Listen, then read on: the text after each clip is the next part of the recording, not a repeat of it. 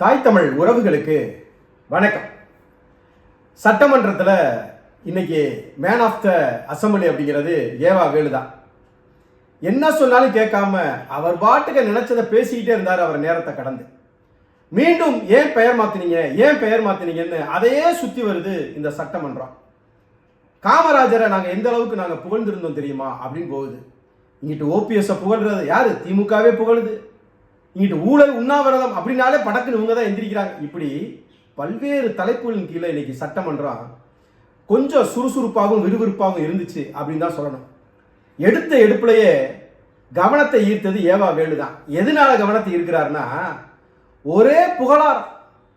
அதாவது சட்டமன்றத்தில் எல்லா கட்சிக்காரங்களுமே ஒரு ஒரு கட்டளையிட்ட மாதிரி வந்திருக்கிறாங்க. அவங்கவுங்க கட்சி தலைவர்களை பற்றி இப்போ 100%னா அதில் 80% புகழ்ந்து தள்ளுறது போல அவங்கவுங்க கட்சி தலைவர்களை. அதுக்கு பிறகு 20 நிமிஷம் தான் மக்கள் சம்பந்தப்பட்டதை பேசுறது. அப்படிங்கிறத இந்த கட்சி அந்த கட்சின்னு இல்லை, எல்லா கட்சியும் ஒரே மாதிரி தான் பேசுது. அதில் அமைச்சர் சரத் பேசும்போது சபாநாயகரே குறிப்பிடுறாரு, நிறுத்து, விஷயத்துக்கு வா அப்படிங்கிறாரு. ஆனால் அவரும் உடனே கேட்டுக்கிட்டார். ஆனால் ஏவா வேலு கேட்கவே இல்லை, என்ன சொன்னாலும் கேட்கவே இல்லை. கடைசி வரைக்கும் அவர் என்ன நினைச்சிட்டு வந்தாரோ அனைத்தையும் அப்படியே ஒப்பிச்சுட்டு தான் போனார். அது மக்கள் நலன் சார்ந்து இருந்தா, எதிர்கால திட்டங்கள் குறித்து இருந்துச்சுன்னா நமக்கு அதுல எந்த மாற்று கருத்தும் இல்லை. அவர் நேரத்திற்கு மிகுதியாகவே கூட அவர் பேசலாம். ஆனா கருணாநிதி புகழ், ஸ்டாலின் புகழ், அப்புறம் உதயநிதி புகழ், அப்புறம் அங்கொன்றும் இங்கொன்றுமா பெரியாரு அண்ணா அப்படியே அவங்கள ஒரு சுற்று அப்படியே வர்றாங்க. இப்படி தலைவர்கள் அவங்களுடைய தலைவர்களை பத்தி புகழ்ந்து தள்ளுறதுலயே 80% போயிருந்துன்னு வச்சுக்கோங்களேன். இதுல திமுக ரொம்ப குறியா இருக்குது. எதுல அப்படின்னா, கருணாநிதி பெயர் வச்ச எதையும் எடுத்துடக்கூடாது இந்த ஆட்சியில அப்படிங்கிறத ரொம்ப கருத்தா கையாளுறாங்க. மறுபடியும் அந்த காலை உணவு திட்டத்தை பெருந்தலைவர் காமராஜர் காலை உணவு திட்டம்னு கொடுத்தத, பள்ளிகளுக்கு கொடுத்தத மீண்டும் மீண்டும் அதுல அதை வலியுறுத்திக்கிட்டே இருக்காங்க. ஏன் பேர் மாத்தினீங்க அப்படின்னு. பெயர் மாற்றம் செஞ்சது அவ்வளவு பெரிய தவறா பிள்ளையா? ஏன் இதற்கு முன்னால் திமுக அப்படி செஞ்சதே இல்லையா? அதிமுக கொண்டு வந்த பெயர்களை மாத்தினதே இல்லையா? செஞ்சிருக்கிறாங்க. எல்லா விதத்திலையும் இவர்களும் அதை செஞ்சிருக்கிறாங்க. ஆனால் இன்னைக்கு ஏன் அதுல கொந்தளிக்கிறாங்கன்னா, கடந்த 5 ஆண்டுகளா எண்ணற்ற திட்டங்களுக்கு பேர் கருணாநிதி பேர் தான். ஏன் மதுரையில் உள்ள ஜல்லிக்கட்டு மைதானத்துக்கு அலங்காநல்லூர்ல கூட கலைஞர் கருணாநிதி ஜல்லிக்கட்டு மைதானம் தான். பேருந்து நிலையமா அவர் தான், இங்கிட்டு நூலகமா அவர் தான். இப்படி எல்லா இடத்துலையும் கருணாநிதி பெயரை வச்சுட்டு இன்னைக்கு அதை எடுக்காத பேரை மாத்தாத அப்படின்னா, இப்படி நீங்க எல்லாத்துக்கும் ஒருத்தருடைய பேரை நீங்க நிரூபிச்சுட்டு போயிருவீங்க. அதை பார்த்துட்டு மற்றவங்க கடந்து போயிடணுமா? அப்படிதான் நீங்க உங்களுடைய ஆட்சி காலத்துல அப்படிதான் இருந்தீங்களா? அதெல்லாம் ஒரு பக்கம் இருக்கட்டும். இப்ப பெருந்தலைவர் காமராஜருடைய காலை உணவு திட்டம் பொருத்தமான பேர் தான். ஜல்லிக்கட்டுக்கு கருணாநிதிக்கு என்ன பொருத்தம் இருக்கு? எதுக்கு ஜல்லிக்கட்டு மைதானத்துக்கு எதற்கு கருணாநிதி பேர் வச்சீங்க? பேருந்து நிலையத்திற்கு கருணாநிதிக்கு என்ன சம்பந்தம் இருக்கு? ஆனால் காலை உணவு திட்டத்துக்கும் ஐயா பெருந்தலைவர் காமராஜருக்கும் எல்லா பொருத்தமும் பொருந்துற அளவுக்கு தகுதியானவர். அந்த பெயரை உணவு திட்டத்துடைய பெயரை அவரை வைக்கிறதுக்கு, அதுவும் பள்ளிக்கூட பிள்ளைகள் அதுகளுக்கு கொடுக்கக்கூடிய அந்த உணவு திட்டத்துக்கு பெருந்தலைவர் காமராஜர் பெயர் தான் உரித்தானது. நீங்க போன தடவை அப்படி செஞ்சிருக்கலாமே. இன்னைக்கு ஏவா வேலு பேசுறாரு, நாங்கெல்லாம் காமராஜரை எந்த அளவுக்கு நாங்க மதிச்சோம் தெரியுமா, நாங்க எந்த அளவுக்கு அவரை போற்றணும் தெரியுமா, அண்ணாதுரை அவருக்கு கூட செலவச்சுக்கல, அவருக்கு செலவப்புமான்னு கேட்டப்ப கூட இல்ல காமராஜருக்கு வைங்கன்னு காமராஜர் சிலையை வச்சு நேரு வச்சு திறந்து வச்சாரு, நாங்க அந்த அளவுக்கு காமராஜர் மேல மரியாதை உள்ளவங்க அப்படிங்கிறாரு. ஆனால் வரலாறு என்ன தெரியுமா சொல்லுது? காமராஜர் அவர்கள் ரஷ்யா சென்ற போது கருணாநிதி சொன்னதாக ஒரு வரலாறு இருக்கு. முந்தியெல்லாம் எரும மாட்டு தோலை தான் நம்ம ஏற்றுமதி பண்ணோம் வெளிநாடுகளுக்கு, இப்ப எரும மாடையே நம்ம அனுப்பி வைக்கிறோம் அப்படின்னு காமராஜர் குறித்து காமராஜரை எருமை மாடுக்கு சமமாக பேசிய வரலாறும் உண்டு. அதையும் அப்ப ஏவா வேலு பேசியிருக்கணும்ல.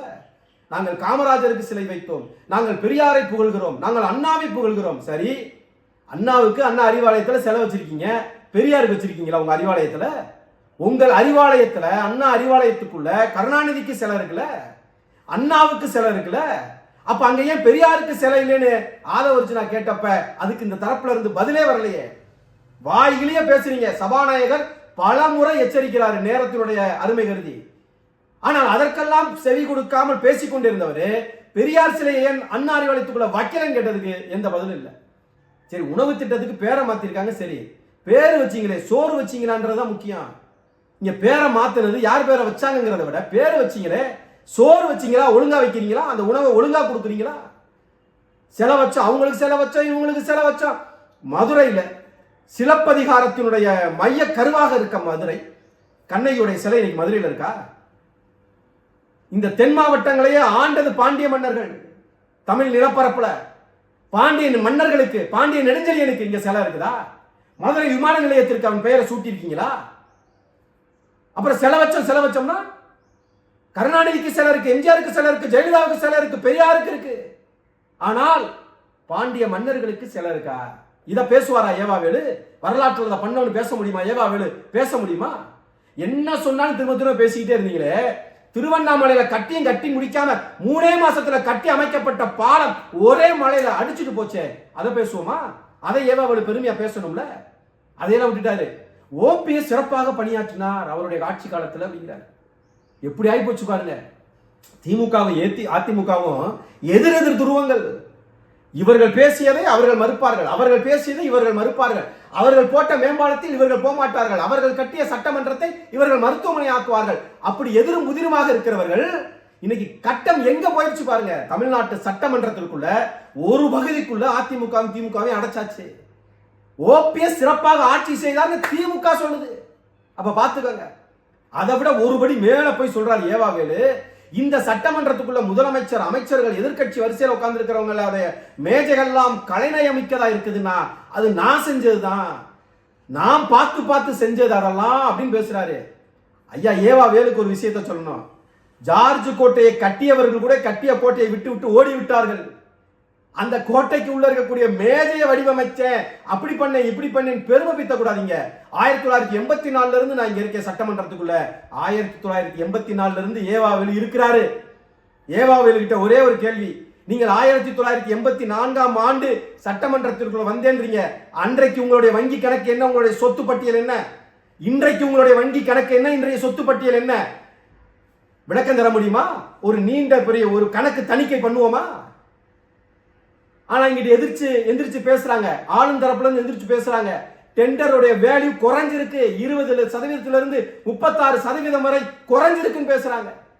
ஆனா இங்கிட்ட அவர் என்ன சொல்றாரு, எஸ்ஆர்ஓ படி தான் நாங்க பண்ணிருக்கோங்கிறாரு. எஸ்ஆர்ஓ படி பண்ணிருந்தீங்கன்னா அப்ப பார்ட்டி ஃபண்டுங்கிறது என்ன பேசுறாங்கல்ல சட்டமன்றத்துல, அதுக்கு ஒண்ணுமே நீங்க வாய் திறந்து பேசலையே. எஸ்ஆர்ஓ படி தான் நடக்குதுன்னா அப்ப அந்த பார்ட்டி ஃபண்டுனா என்ன? நீங்க பெரிய பொறியியல் அறிஞர்கள்லாம் எந்த டேட்டாவை கொடுத்தாங்களோ, எந்த குவான்டிட்டி டேட்டா எடுத்தாங்களோ, எந்த குவாலிட்டியில் எடுத்தாங்களோ அதற்கான ரேட் அரைவ் பண்ணியிருக்காங்கன்னு தானே பேசுறீங்க. 1947 இருந்து அந்த ஸ்டாண்டர்டு ரேட்டு படி தான் நாங்க பண்றோம் தானே பேசுறீங்க. அப்ப அந்த பார்ட்டி ஃபண்டுனா என்ன? இன்னைக்கு சொல்றாங்களே 20% இருந்து 36% வரைக்கும் டெண்டர் வேல்யூ குறைச்சிருக்கோம்னு சொல்றாங்களே, அப்ப எப்படி குறைக்கப்பட்டது? இதெல்லாம் கேட்டோம்னா ஒரு விஷயம் நடக்குதுங்க சட்டமன்றத்தில். என்ன தெரியுமா? ஊழல் அப்படின்னு பேசினாலே கியா கியா கியா கியான்னு திமுக தான் கத்துறாங்க.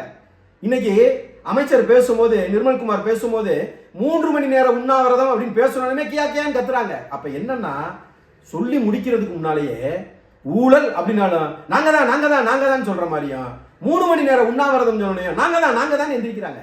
அப்ப என்னன்னா, எந்த ஒரு கேடுகட்ட செயல் நடந்தாலும் அது குறித்து பேசினா, எந்த கட்சின்னு சொல்லி குறிப்பிட்டு பேசலைனா கூட ஆனால் திமுக தான் எந்திரிக்குது. அப்ப என்ன அர்த்தம்? இந்த நாட்டில் ஊழல், கொலை, கொள்ளை, கற்பழிப்பு அனைத்து சீர்கட்ட அனைத்து வேலைகளையும் செய்தது திமுக தாங்கிறத திமுகவே ஒத்துக்குது. புகழாரங்கள் குறைக்கப்பட்டு மக்களுக்கான பணி, மக்கள் சேவைக்கான காலம், அந்த நேரம் அதிகப்படுத்தப்பட வேண்டும்ங்கிறது தான் எல்லா மக்களுடைய கருத்து. நல்லா புரிஞ்சுக்கோங்க. அனைத்தையும் நேரலையில பார்க்கறாங்க. நீங்கள் எவ்வளவு சட்டமன்ற நேரத்தை, மக்களுக்கான நேரத்தை, மக்கள் சேவைக்கான நேரத்தை, மக்களுடைய சேவைக்கான விவாதங்களுடைய நேரத்தை எந்த அளவிற்கு வீணாக்குறீங்க அப்படிங்கிறத மக்கள் எல்லாரும் நேரலையில பார்த்துக்கிட்டு இருக்காங்கன்னு மறந்துடாதீங்க. இது ஒன்றும் பொதுக்கூட்டம் கிடையாது சட்டமன்றம். நீங்க ஒவ்வொரு கட்சியும் உங்க தலைவர்களை பத்தி பேசுறதுக்கும், உங்க தலைவர்களை பத்தி புகழ்ந்து தள்ளுறதுக்கும் இது பொதுக்கூட்ட மேடை அல்ல, இல்லைன்னா பட்டிமன்றம் கிடையாது. இது சட்டமன்றம். மக்களுடைய பணிக்கான, மக்களுடைய சேவைக்கான சட்டங்களை, திட்டங்களை வரையறுக்கிற ஒரு மன்றம் தான் சட்டமன்றம்ங்கிறத புரிஞ்சுக்கணும். சட்டமன்றம் என்பது மக்களின் சாதனை மன்றமாக மாறுமா என்ற கேள்வியோடு இந்த காணொளியை நிறைவு செய்கிறேன்.